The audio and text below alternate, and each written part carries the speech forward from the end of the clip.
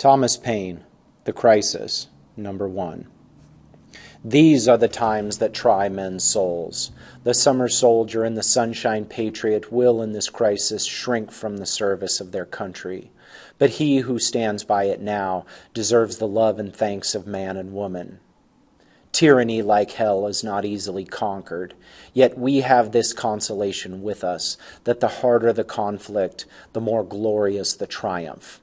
What we obtain too cheap, we esteem too lightly. It is dearness only that gives everything its value.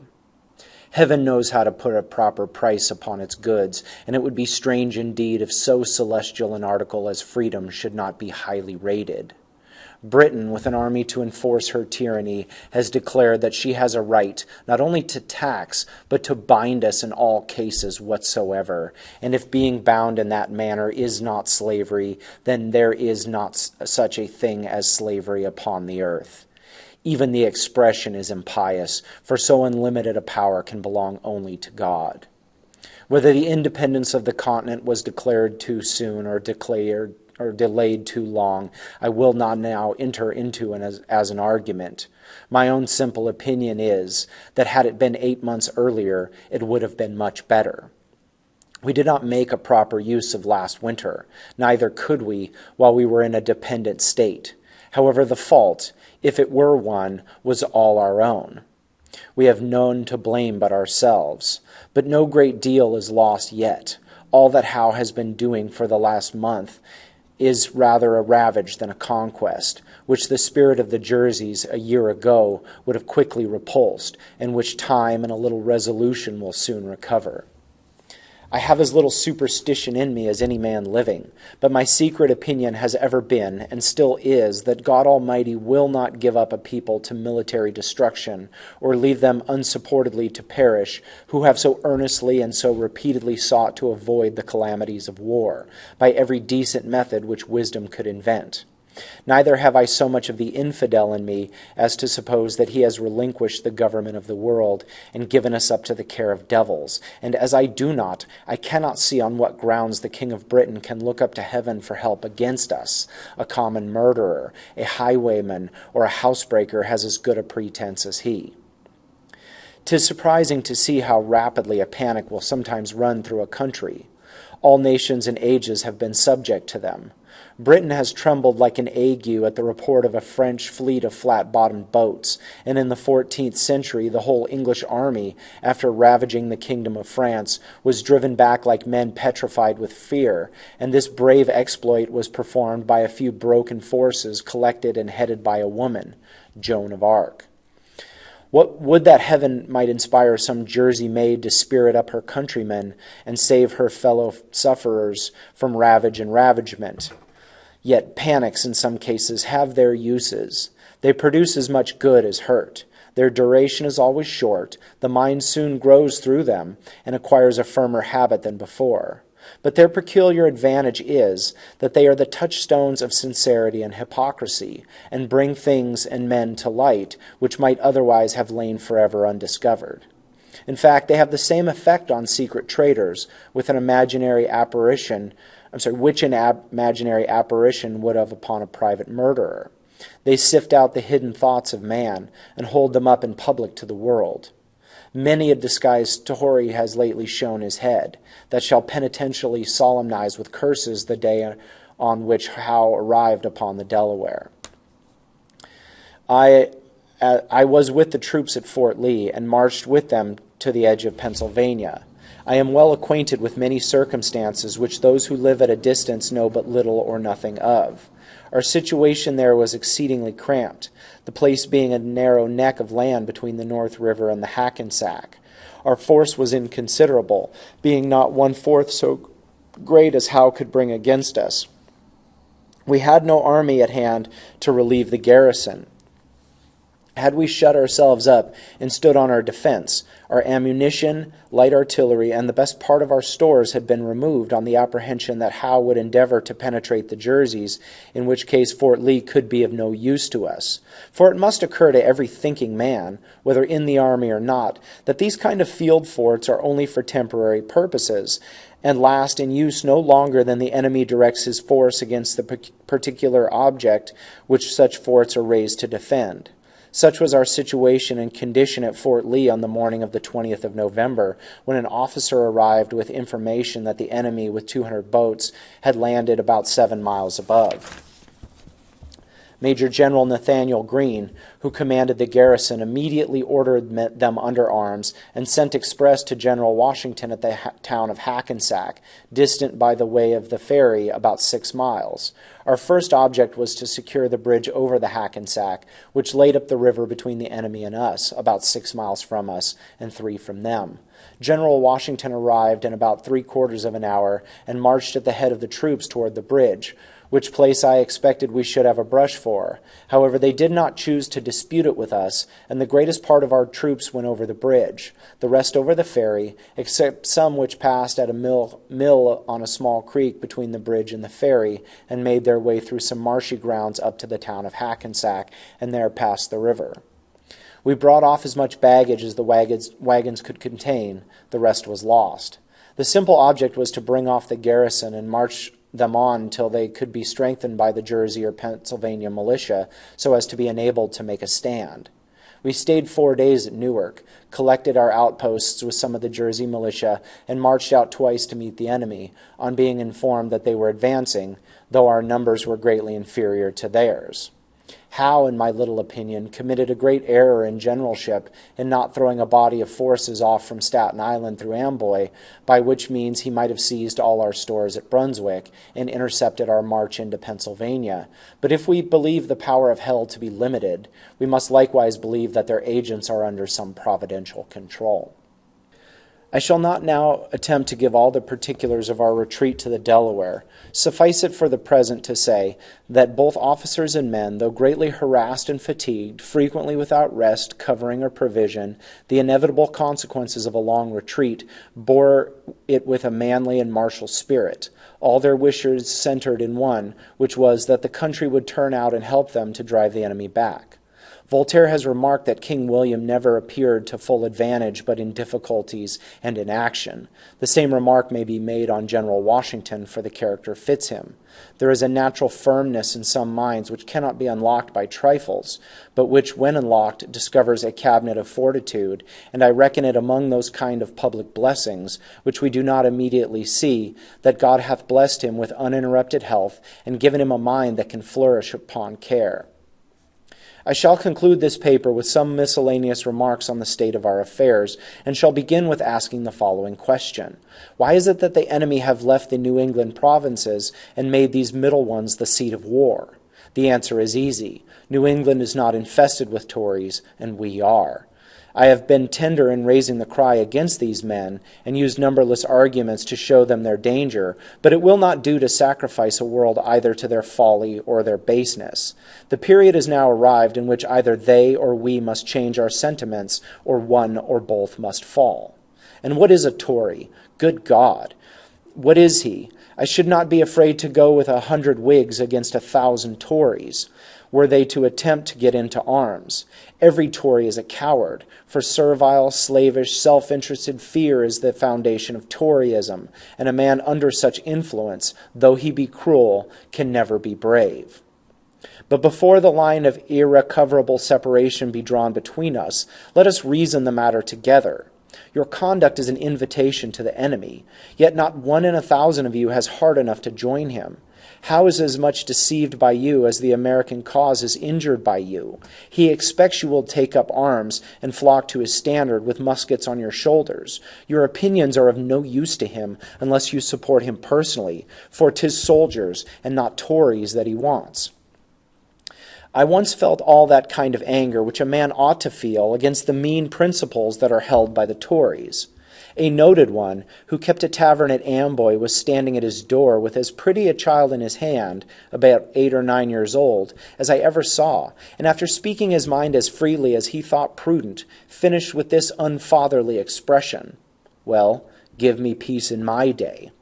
Not a man lives on the continent but fully believes that a separation must some time or other finally take place, and a generous parent should have said, if there must be trouble, let it be in my day that my child may have peace. And this single reflection, well applied, is sufficient to awaken every man to duty. Not a place upon the earth might be so happy as America.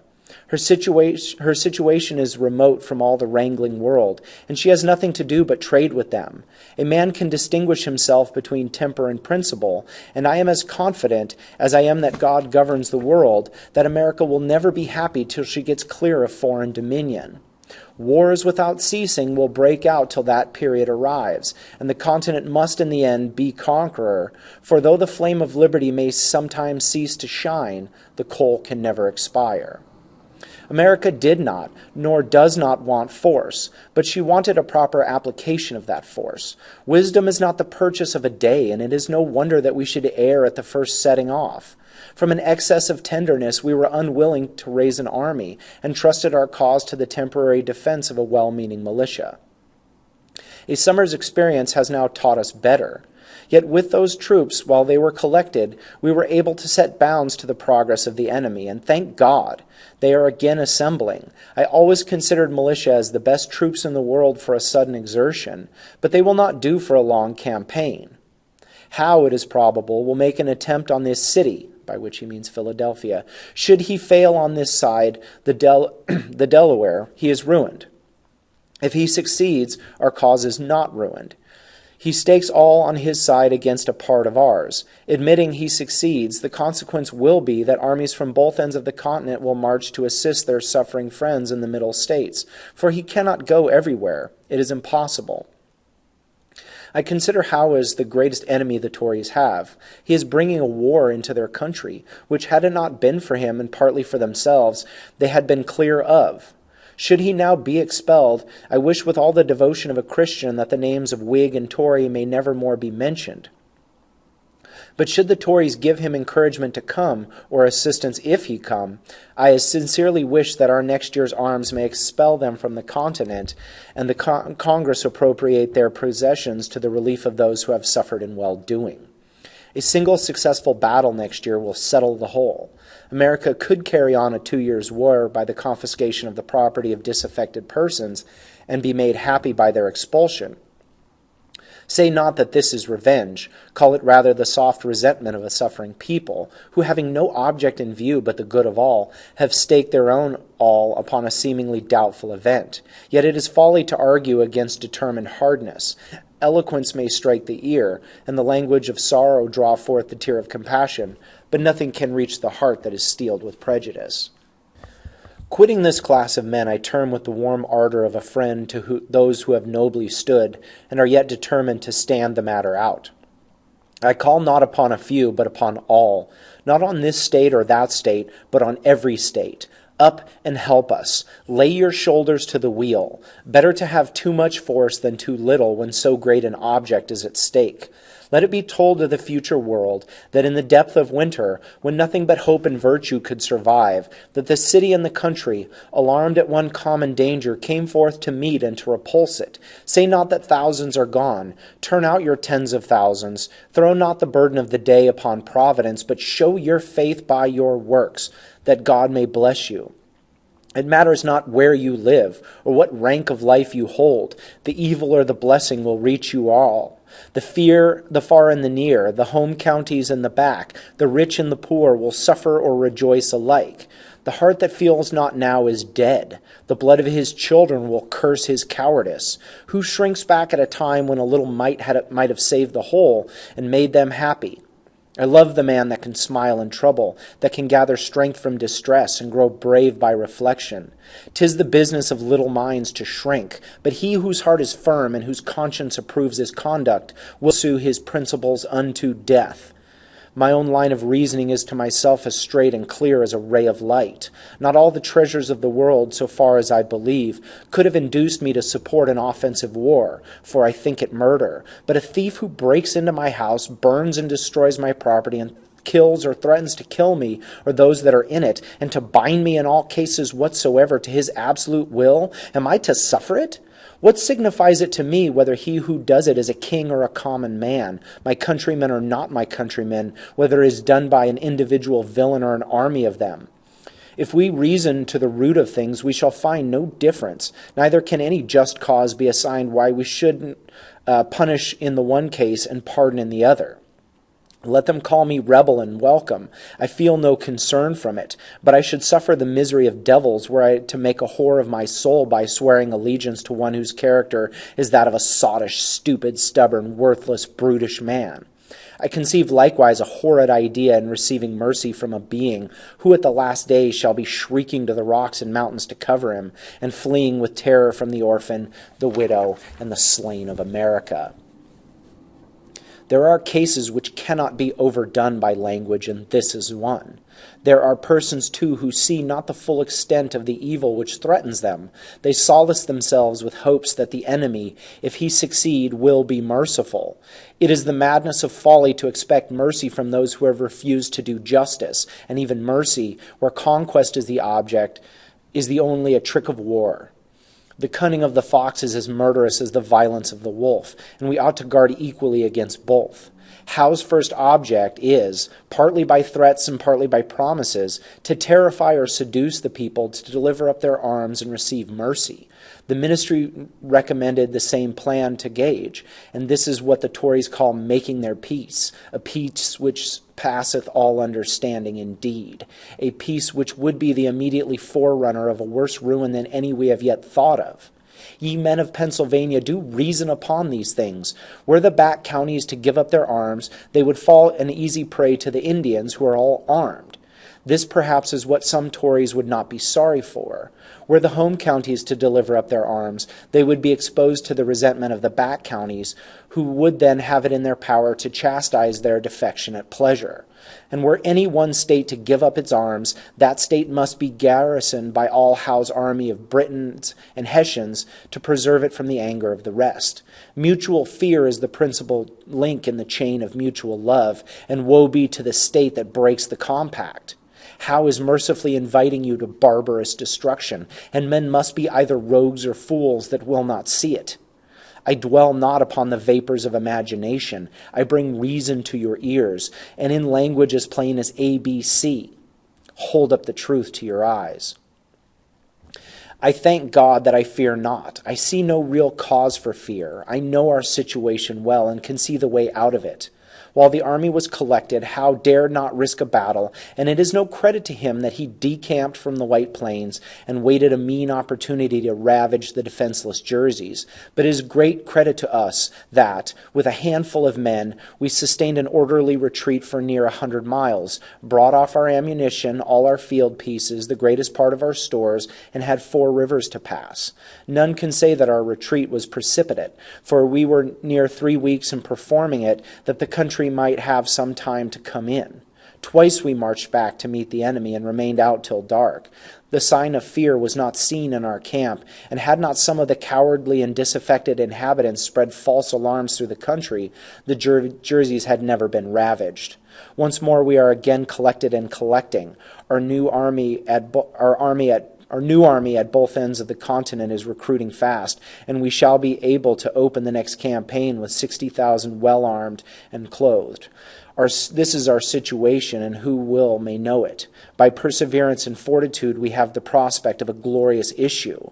By cowardice and submission, the sad choice of a variety of evils. A ravaged country, a depopulated city, habitations without safety, and slavery without hope, our homes turned into barracks and bawdy houses for Hessians, and a future race to provide for whose fathers we shall doubt of.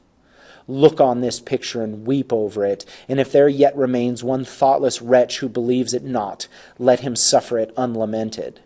December 23rd, 1776.